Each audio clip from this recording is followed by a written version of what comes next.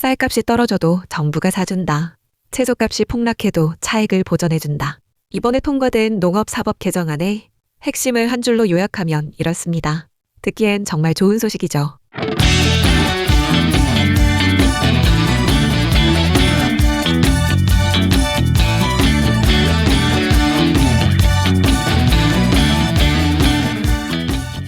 그런데요, 진짜 그렇게 단순한 이야기일까요?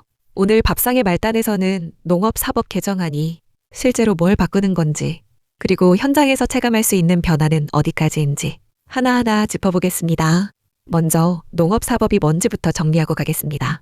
농업사법이라고 하면 거창하게 들리는데 쉽게 말하면 농사짓는 분들의 소득과 안전을 지켜주는 4가지 법입니다. 첫째, 양곡관리법. 이건 쌀수급을 어떻게 관리할 건지에 대한 법이에요. 둘째, 농수산물 유통 및 가격 안정에 관한 법률, 줄여서 농안법이라고 하죠. 채소나 과일 같은 농산물 가격이 폭락했을 때 어떻게 할 건지를 다룹니다. 셋째, 농어업재해 대책법. 태풍이나 가뭄 같은 재해가 왔을 때 국가가 어떻게 대응하는지에 대한 법이고요. 넷째, 농어업재해보험법. 재해보험 제도를 어떻게 운영할 건지를 정하는 법입니다. 이 4가지가 한꺼번에 개정됐다는 건 농업정책의 큰 틀이 바뀌었다는 뜻이에요. 그냥 조항 몇 개 고친 수준이 아니라 농정의 방향 자체가 전환되는 겁니다. 그러면 가장 관심이 많으실 양곡관리법부터 들어가 보겠습니다. 이번 개정의 핵심은 딱 한마디로 정리됩니다. 사후 대응에서 사전 관리로의 전환. 이게 무슨 뜻이냐면요. 지금까지는 쌀이 너무 많이 생산돼서 가격이 떨어지면 그때서야 정부가 나서서 이것저것 조치를 했어요. 이미 쌀값이 바닥을 치고 농민들이 피해를 본 다음에야 움직인 거죠. 쉽게 말하면 불이 나고 나서 소방차를 부르는 격이었습니다. 이번 개정안은 그걸 바꿉니다. 불이 나기 전에 화재 경보기를 달고 소화기를 비치하겠다는 겁니다. 구체적으로는 정부가 매년 쌀, 수급균형 면적이라는 걸 미리 정하고 논에서 다른 작물을 심을 목표 면적도 계획합니다. 그리고 이 계획에 참여하는 농가를 지원하는 거예요. 벼 대신 콩을 심거나 사료작물을 재배하면 그에 맞는 직불금을 주는 시기죠. 여기서 한 가지 짚고 넘어갈 게 있어요. 혹시 이거 아셨어요? 이번 개정안에서 가장 뜨거웠던 쟁점이 바로 정부 의무 매입 조항이었습니다. 원래 초기 개정안에서는 쌀이 남으면 정부가 무조건 사야 한다 이렇게 돼 있었어요. 농민 입장에서는 당연히 반가운 조항이죠. 아무리 쌀이 남아도 정부가 사주니까 최소한의 안전망이 생기는 거니까요. 그런데 최종안에서는 이게 조건부 매입으로 바뀌었습니다. 무조건 사는 게 아니라 사전에 수급 조절을 했는데도 여전히 물량이 남고 가격이 불안하면 그때 정부가 매입하겠다는 거예요. 이걸 어떻게 봐야 할까요? 솔직히 농민 입장에서는 아쉬울 수 있습니다. 무조건 사준다는 약속이 조건부로 바뀌었으니까요. 하지만 다른 측면도 있어요. 만약 정부가 무조건 매입을 하게 되면 어떤 일이 벌어질까요? 농민 입장에서는 어차피 정부가 사주니까 쌀을 더 많이 생산해도 괜찮다는 생각이 들 수 있습니다. 그러면 쌀 과잉 생산이 더 심해지고 정부 재정 부담은 눈덩이처럼 커지겠죠. 결국 그 부담이 다시 농업 예산 전체를 압박하게 되는 악순환이 생길 수 있는 겁니다. 그래서 조건부 매입이라는 게 단순히 약속을 후퇴시킨 게 아니라 사전 관리를 제대로 하겠다는 전제하에 안전망을 깔아놓은 구조라고 볼 수 있어요. 물론 이게 현장에서 제대로 작동하느냐는 또 다른 문제입니다. 그건 뒤에서 다시 이야기하겠습니다. 자, 이제 2번째 법으로 넘어갑니다. 농안법 개정인데요.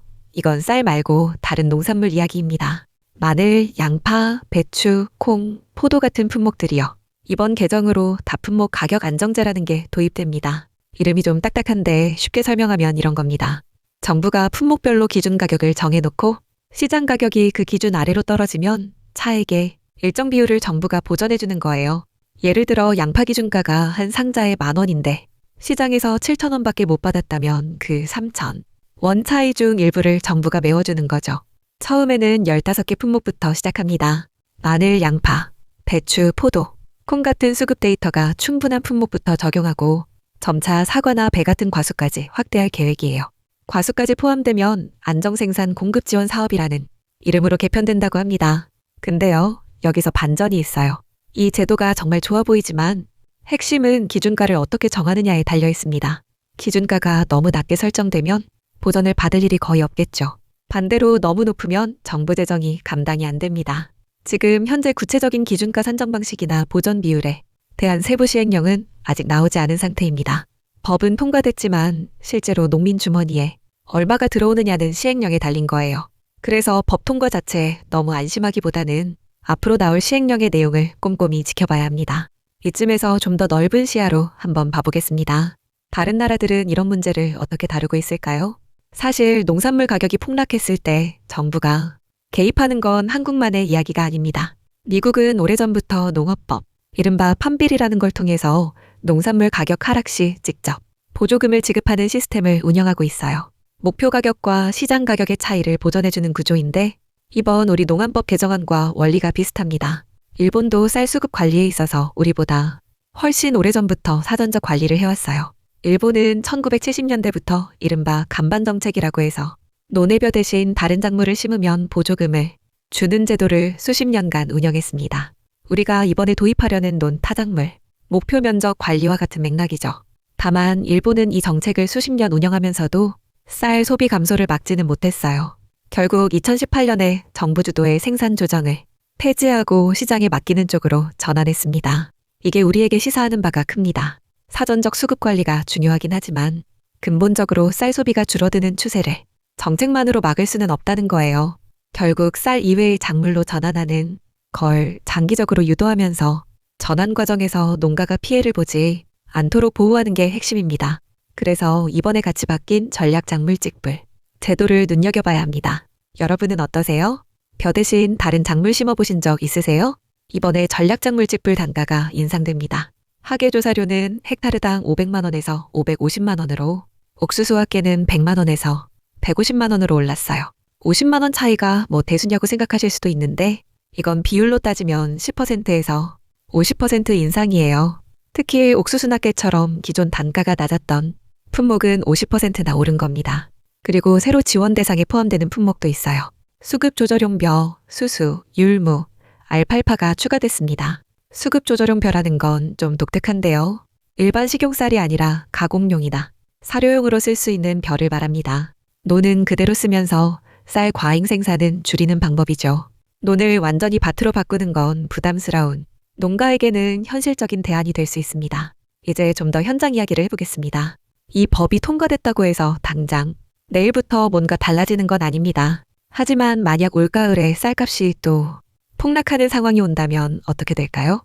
기존 체계에서는 이랬습니다. 쌀값이 떨어지면 농민들이 아우성을 치고 언론에서 보도가 나오고 국회에서 대책 마련하라고 목소리를 높이고 몇 달 지나서야 정부가 시장격리나 긴급 매입 같은 조치를 합니다.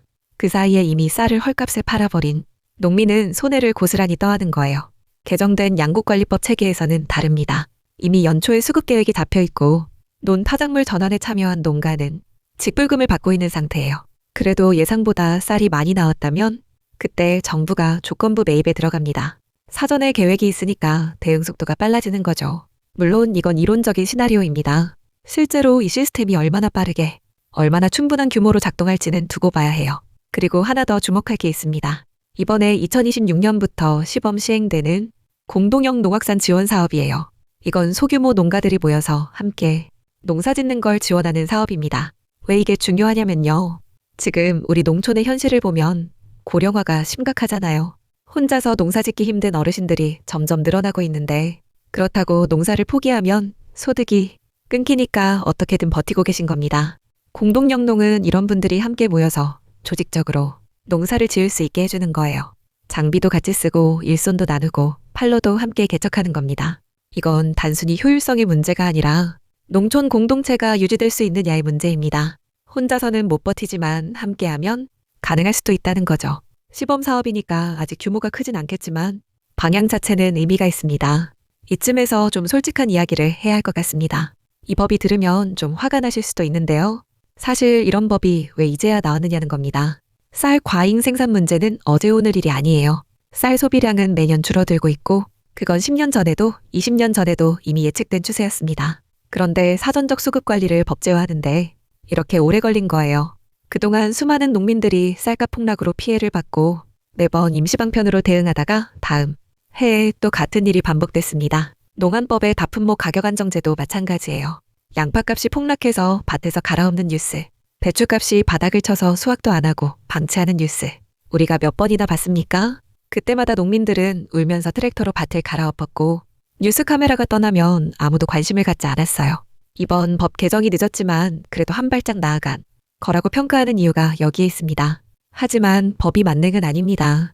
제가 오늘 이 영상에서 계속 강조하고 싶은 건 이겁니다. 법은 틀을 만들어주는 거고 그 틀 안에 뭘 채우느냐는 시행령과 예산에 달려 있다는 것. 양곡관리법의 조건부 매입이 실제로 작동하려면 충분한 예산이 뒷받침돼야 합니다. 농안법의 가격 보전이 농민에게 의미 있으려면 기준가가 현실적으로 설정돼야 하고요. 전략작물직불 단가가 올랐다고 해도 실제로 벼 대신 다른 작물을 심었을 때 소득이 유지되느냐는 또 다른 문제예요. 직불금 포함해서 계산했을 때 벼농사보다 나아야 전환을 하지 손해를 보면서 전환할 농민은 없습니다. 그래서 앞으로 나올 시행령의 세부 내용 그리고 내년 농업 예산 편성이 정말 중요합니다. 법은 통과됐으니 이제 시작인 거예요. 이 소식이 결국 말하는 건 이겁니다. 한국 농정이 드디어 사후수습에서 사전 설계로 방향을 틀었다는 것. 늦었지만 방향은 맞습니다.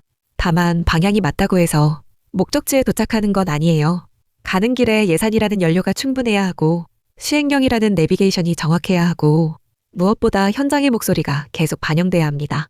지금 이 시간에도 올해 농사를 준비하고 계신 분들이 많으실 겁니다. 전략작물직불 단가가 바뀌었으니 논타작물 전환을 고민하시는 분도 계실 거고 여전히 쌀농사를 이어가실 분도 계실 거예요. 어떤 선택을 하시든 이번 법 개정이 최소한의 안전망은 돼줬으면 합니다. 밥상의 말단에서는 앞으로 시행령이 나오고 세부 내용이 확정되면 그때 다시 한번 꼼꼼하게 정리해드리겠습니다. 오늘도 밥상의 말단에서 전해드렸습니다.